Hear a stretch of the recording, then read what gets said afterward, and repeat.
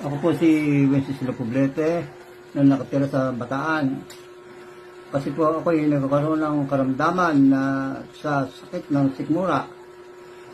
Yung sakto ko sa sikmura, sa tinagal-tagal, di ko mainagan, ay sumuka ako ng dugo at dumumi na parang dinugan. Noong ako ay dumumi na parang dinugan, ay sa aking pagtayo, ay umuwi ako doon sa bahay ko, sa taas. At sumasama ang paramdam ko para kung masusuka. Yung pala'y dugo na sinuka ko doon sa kalahating arenola na dugo. Ang aking naging sakit sa sikmura. At ako po ay kinuha ng aking anak at dinala ko sa bahay niya. At ang sabi niya, hindi na lang niya ako dadalhin sa doktor at painumin niya na lang ako ng Max. Ay binigyan po niya ako ng Max.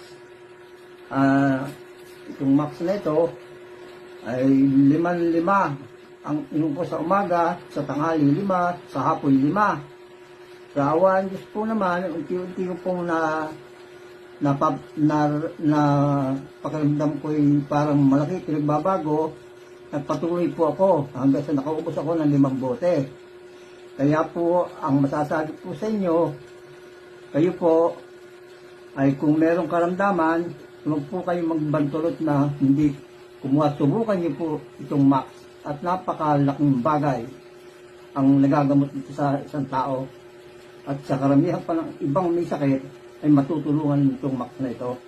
At kung kayo may sakit sa loob ng katawan, hindi natin alam, ito po ay malagamay na, dadamayin itong Max na ito at i-recycle nito yung ating sakit sa loob ng katawan. Salamat po. So, siya po ang aking father na talaga pong sobrang takot ko po nung nakita ko siya na talagang nag-blow po siya ng dugo and then hanggang sa dumumi na rin po siya ng dugo, ang buhay. Talagang iba na po yung kulay niya that time at talagang ang putla-putla na po niya. So, ang gusto po ng aking kapatid, ng aking mother, ay takbo siya ng ospital pero hindi ko po siya pinadala sa ospital. So sabi ko, trust ako sa Max, saka baka mamaya po pag dinala ng ospital, hindi na po siya makalabas ng buhay. So sabi ko, painumin na lang natin ng Max kasi talagang napaka-effective ng ating product.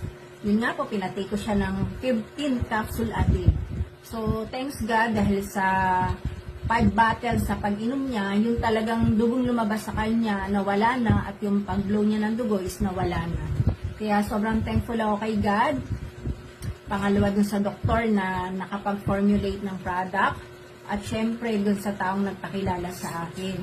Kaya sa aming mga nanonood ng video na to, kung ano man pong sakit karamdaman nyo, huwag po kayong mag-atubiling magsubok na mag-try ng product ng Max GXL.